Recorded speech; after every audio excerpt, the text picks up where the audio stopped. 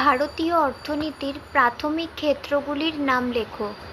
উত্তর: প্রাথমিক ক্ষেত্রগুলি হল কৃষি, বনায়ন, মৎস্য চাষ এবং খনিজ সম্পদ। নেক্সট, কোন ক্ষেত্রকে ভারতীয় অর্থনীতির মেরুদণ্ড বলা হয়? উত্তর: কৃষিকে প্রায়শই ভারতীয় অর্থনীতির মেরুদণ্ড হিসেবে উল্লেখ করা হয়। নেক্সট, ভারতীয় অর্থনীতিতে গৌণ খাতের মূল কেন্দ্রবিন্দু কী?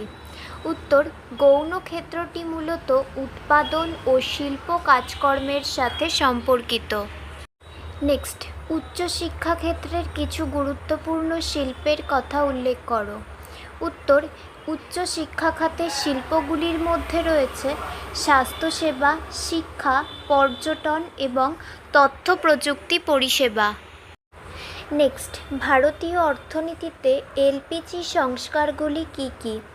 উত্তর: এলপিজি মানে উদারীকরণ, বেসরকারীকরণ এবং বিশ্বায়ন।